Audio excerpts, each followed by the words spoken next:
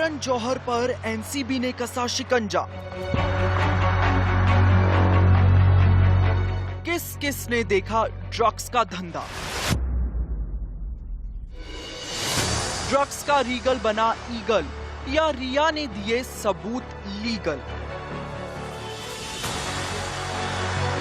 Electronic gadgets बोलेंगे, करण के राज खोलेंगे। मोबाइल खोलेगा राज, कैमरा देगा सबूत आज।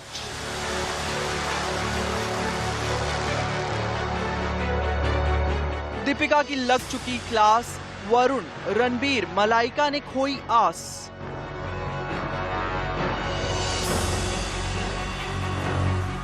करण की कॉफी विद एनसीबी। नमस्कार, इंडिया न्यूज देख रहे हैं आप। आपके साथ मैं हूं शुभ्रा सुमन। बात करण जौहर की करेंगे क्योंकि फिर से एक बार एनसीबी एक्शन में है। बॉलीवुड ड्रग्स केस में करण जौहर का कनेक्शन सामने आ गया है। करण जौहर के वकील ने एनसीबी में दस्तावेज भी सौंप दिए हैं। जवाब के तौर पर पेपर और पेन ड्राइव एनसीबी दफ्तर को सौंप दिया गया है। करण जौहर के घर पर पार्टी की डिटेल्स मांगी गई थी एनसीबी की तरफ से। अब जवाब उसका दिया गया है। करण की पार्टी में ड्रग्स लेने का आरोप लगा है। इस वक्त की अहम खबर आपको बता रहे हैं। अब करण जौहर पर एनसीबी का शिकंजा कसता जा रहा है, लेकिन करण जौहर ने जवाब दिया है। पेन ड्राइव और पेपर सबमिट कर दिए गए हैं। इलेक्ट्रॉनिक गैजेट से आखिर किस तरह के राज खुलने वाले हैं, ये बहुत महत्वपूर्ण सवाल है, क्योंकि आपने देखा कि पूरी फहरिस्त रही बॉलीवुड के सितारों की, जिसका नाम एक एक करके एनसीबी के इन्वेस्टिगेशन में सामने आया।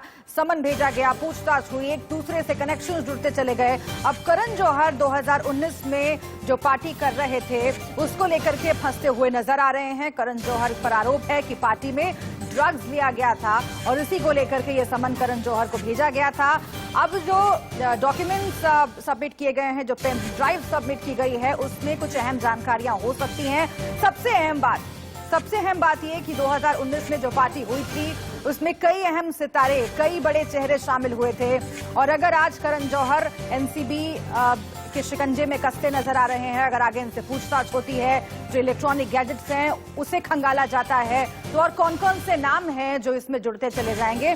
क्योंकि पहले भी आपने देखा कि एनसीबी की इन्वेस्टिगेशन जब सुशांत सिंह राजपूत केस रिया चक्रवर्ती से शुरू हुई, तो उसके बाद किस तरीके से ये पूरा मामला आगे बढ़ा वो आप जानते हैं। हम आपको लिए चलते हैं मुंबई, जहां पर अभिषेक हमारे साथ जुड़े हुए हैं, हमारे संवाददाता। हम सीधे आपको लिए चलते हैं वहां पर।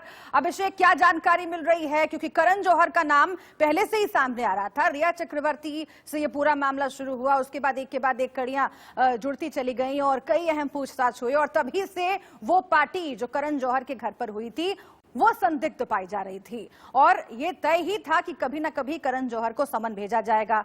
अब जो जवाब करण जौहर की तरफ से दिया गया है उसके बारे में जरा बताइएगा, क्योंकि अगर जवाब से संतुष्ट नहीं होती है एनसीबी तो कई और चेहरे हैं जो कि शिकंजे में आ सकते हैं।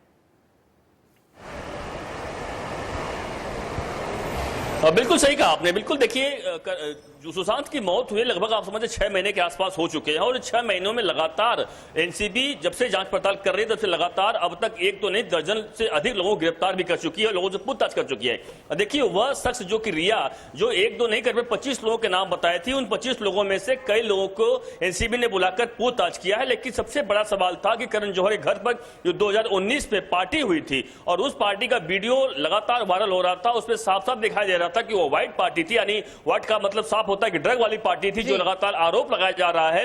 उस आरोप के लगाने के बाद अकाली दल के नेता जो सिरसा ने, उन्होंने कंप्लेन की थी एनसीबी पे, और इसीलिए एनसीबी ने सम्मन भेजा। लेकिन साफ बता दूं आपको कि देखिए, जो पेपर सबमिट किए हैं आज करण जौहर ने की तरफ से इस एनसीबी ऑफिस के में, वह समीर वानखेड़े ने साफ साफ शब्दों में कह दिया पेपर हमें रिसीव हुआ, लेकिन आगे की जानकारी, यानी उसको हम जानकारी ले रहे हैं, जांच पड़ताल करें कि क्या क्या उन्होंने डॉक्यूमेंट दिए हैं वह सही है नहीं सही है। लेकिन आप यकीन मानिए कि अगर जो भी पेपर पेपर दिए वह सच नहीं होते हैं, अगर कुछ में झूठ पाया जाता है तो आने वाले दिनों में करण जौहर की तो मुश्किलें बढ़ने वाली ही हैं, लेकिन इसके साथ में तमाम जो लोग पार्टी में शामिल थे उनके लिए मुश्किलें बढ़ने वाली है, क्योंकि एक दो नहीं दर्जन भर से अधिक बड़े सितारे, फिल्म सितारे उस करण जौहर की पार्टी में शामिल थे और यही वजह है कि उन लोगों के भी ऊपर आफत आ सकती है। लेकिन अभी क्योंकि एनसीबी ने सीधे सीधे करण जौहर को सम्मान नहीं दिया, इन्हें बुलाया नहीं है, उन्हें सब 67B के तहत उन्हें एनडीपीएस जो एक्ट है उसके तहत उन्हें सम्मान दिया था कि ताकि वो जो भी एविडेंस है, जो वीडियो सबमिट किया गया था, जो वीडियो आया था वह कहां से आया था, सबसे खास बात है कि जिन लोगों को पार्टी में बुलाया गया था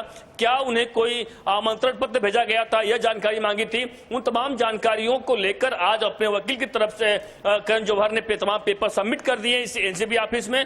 अब एनसीबी पूरी तरह की जांच पड़ताल कर रही है कि जो पेपर आए हैं वह सच है या गलत है या उसमें कुछ छुपाया गया है। इन तमाम जानकारियों के बाद आने वाले दिनों में एनसीबी पेन ड्राइव का जिक्र हो रहा है और जाहिर है कि इलेक्ट्रॉनिक गैजेट्स ये जिस तरीके का एविडेंस होते हैं बहुत महत्वपूर्ण होते हैं। इसमें कई तरह के इंफॉर्मेशन छिपे हुए होते हैं जिसे तोड़ने मरोड़ने की कोशिश तो की जाती है, लेकिन टेक्नोलॉजी के माध्यम से सब कुछ फिर से एक बार रिट्रीव किया जा सकता है। अगर कुछ पहले से डिलीट करने की कोशिश की गई होगी तो आगे वो भी पता चलेगा कि आखिर क्या कोई छेड़छाड़ करने की कोशिश हुई है सबूतों के साथ। पेन ड्राइव कितना अहम सबूत सामने आ सकता है, साबित हो सकता है और किस तरह की इंफॉर्मेशन उसमें हो सकती है अभिषेक? बिल्कुल, देखिए पेन ड्राइव में जो जानकारी हमारे पास मिली है पेन ड्राइव सूत्रों के हवाले से, पेन ड्राइव में वही वीडियो है जिस वीडियो का जिक्र लगातार सोशल मीडिया पे आपने देखा होगा, हमने जो लगातार देखा है उस वीडियो के बारे में, वही वीडियो यहाँ पर सबमिट किया गया है। क्योंकि करण जौहर की तरफ से देखिए पहले भी साफ साफ कहा गया है कि उस वीडियो यानी जो भी वीडियो वायरल हुआ है उसमें कोई भी हमने ड्रग वाली पार्टी नहीं थी, ड्रग वाली पार्टी से लगातार उन्होंने इनकार किया था, बल्कि साफ साफ उन्होंने यह भी कहा था कि उस पार्टी में उनकी मां खुद मौजूद थी। तो जाहिर सी बात है तमाम जो अन्य पार्टियों में लोग मौजूद थे उन्होंने भी इनकार किया है। तो उसी वीडियो को उस पेन ड्राइव में लाया गया है और उस वीडियो को अब वीडियो सबसे खास बात यह होती है देखिए कि जो वीडियो सोशल मीडिया पे घूम रहा है वो छोटा वीडियो है, लेकिन उससे बड़ा वीडियो कितना उनके पास मौजूद है, क्योंकि वीडियो छोटा वीडियो नहीं होगा, उनके पास कई घंटों का वीडियो हो सकता है। उन सभी वीडियो को आज यहां पर अपने वकील के माध्यम से उन्होंने भेजा हुआ है। इसके अलावा तमाम जो पेपर्स है, पेपर भेजा हुआ है कि क्या क्या उसके पीछे कहना है और इसी आधार पर जो अब तक लग रहा था कि जो सिरसा ने कंप्लेन की थी 2019 वाली ड्रग पार्टी को लेकर आरोप लग रहा है,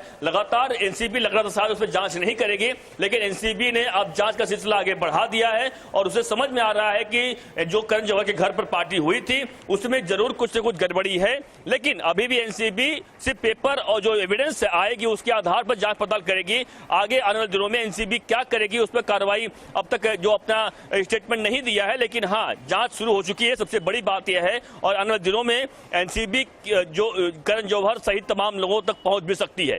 जी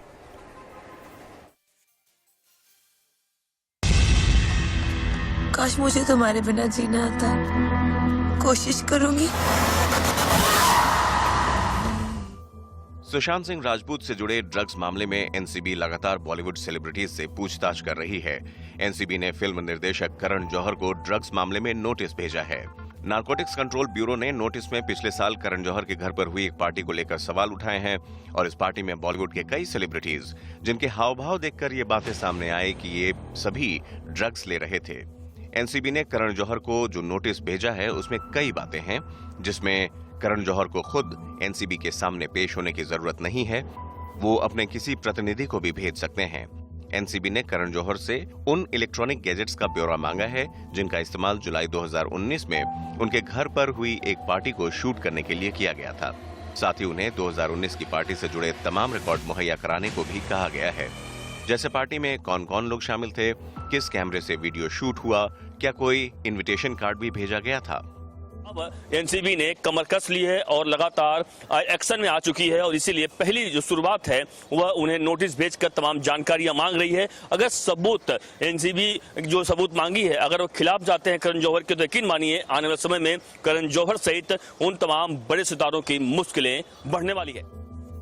करण जौहर के घर पर हुई पार्टी का यह मामला कोई अभी का नहीं है, ये पिछले साल का है और जब इस मामले ने तूल पकड़ा था तब करण जौहर ने सफाई देते हुए कहा था, क्या मैं इतना मूर्ख हूं कि मेरे दोस्तों ने कोई ड्रग्स ली हो और मैं खुद उसका वीडियो सबके सामने पब्लिक प्लेटफॉर्म पर शेयर करूं। जो भी मेरे घर आया उसे पता है कि मेरी मां उसी फ्लोर पर रहती है। जहां वो ड्राइंग रूम है, वो हमारे साथ बैठी थीं, बातें कर रही थीं। हमारे साथ उन्होंने डिनर भी किया। ये उस तरह की शाम थी। वो चली गईं तो हमने ये वीडियो लिया और उसके बाद सोशल मीडिया पर यह बवाल शुरू हो गया। मुझे उससे बहुत गुस्सा आ रहा था। लोग ऐसा मूर्खतापूर्ण विश्लेषण कर रहे थे। हर मार्बल पर सफेद धारियां होती हैं। मार्बल ऐसी ही होती है क्या? मैं बदल दूं? विक्की कौशल उस समय डेंगू से ठीक होकर आया था। उसने अपने नाक पर खुजली की और ये वायरल हो गया। मैं कह चुका हूं कि अगर अगली बार ऐसे आधारहीन आरोप लगाए गए तो उन लोगों से कड़ाई से निपटा जाएगा और जरूरत पड़ी तो कानूनी तौर पर भी, क्योंकि ये आगे बर्दाश्त नहीं किया जाएगा।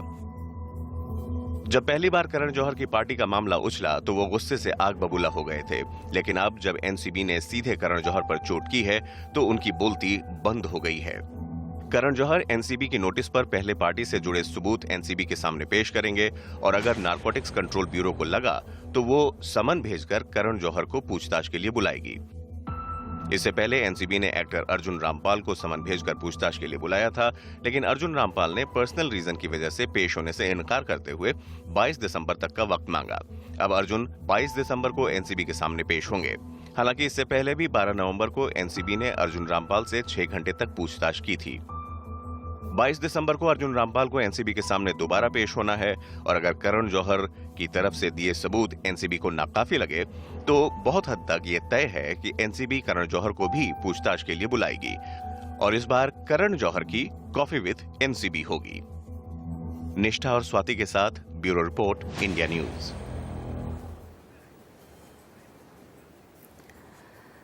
तो ये रिपोर्ट हमने आपको दिखाई ताकि ये सारा मामला आप समझ सकें, क्योंकि काफी दिन हो गए हैं रिया चक्रवर्ती से ये कड़ियां जुड़नी शुरू हुई और एक एक करके जो तमाम सितारे सामने आ रहे हैं उनके नाम सामने आ रहे हैं। एनसीबी की लिस्ट में ये नाम जुड़ते चले जा रहे हैं, लेकिन करण जौहर का नाम सामने आना और उन्हें जिस तरीके से पूछा गया कि जानकारियां दीजिए, आखिर इसका क्या मतलब है, इसकी क्या अहमियत है, हम ये समझने की कोशिश कर रहे हैं। अभिषेक हमारे साथ जुड़े हुए हैं।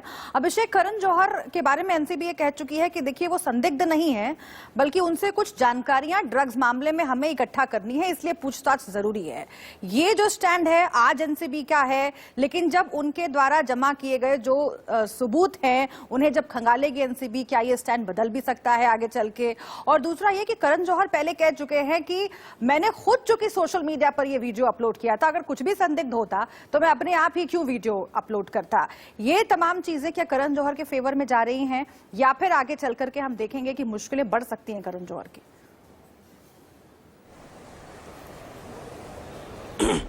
बिल्कुल, देखिए अगर एक बताऊं आपको, अगर शायद करण जौहर के फेवर में सब चीजें जाती है तो करण जौहर को आज सम्मन नहीं गया होता। यह एक तो सबसे खास बात हमें आपको समझनी होगी। और देखिए जांच का तरीका भी कैसा होता है। जांच एजेंसियां जो होती हैं सबसे पहले किसी को आरोपी नहीं बना लेती हैं। उन्हें पता है कि बड़ा मामला है, हाई प्रोफाइल मामला है और किसी को इस तरीके से आरोपी बनाना सही नहीं होगा। इसलिए उन्हीं से, जिनके ऊपर आरोप लगा है, उन्हीं से वो सबूत मांगना चाह रहे हैं कि आप सबूत दीजिए, आपके ऊपर आरोप लगा है, हमारे पास ऐसी शिकायत आई हुई है और आपसे हम कुछ जानकारी मांगते हैं। और यही एक सिस्टम भी होता है, यही आधार है कि बकायदा एनसीबी उनसे तमाम जानकारियां ले रही है और वो जानकारियां लेने के बाद आप यकीन मानिए कि आने वाले दिनों में अगर सब कुछ सही नहीं रहा, यानी जो भी करण जौहर ने आज सबमिट किया है इस एनसीबी दफ्तर में, अगर वो सब कुछ सही नहीं रहा, जैसा कि समीर वानखेड़े जो खुद जांच पड़ताल कर रहे हैं उन्होंने साफ साफ हमसे कहा है कि हम उसकी जो भी पेपर्स आए हैं, जो भी एविडेंस आए हैं, जांच पड़ताल कर रहे हैं। अगर कुछ भी गड़बड़ी पाई गई तो जाहिर सी बात है कि एनसीबी जरूर करण जौहर को फिर से पूछताछ के लिए, फिर से माफ कीजिएगा,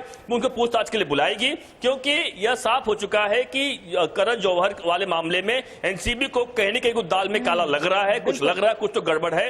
और यही कारण है कि 67B के तहत एनडीपीएस एक्ट है, उसको नोटिस नहीं भेजा गया था, इसीलिए करण जौहर को यह छूट थी कि किसी प्रतिनिधि को अपने भेज सकें।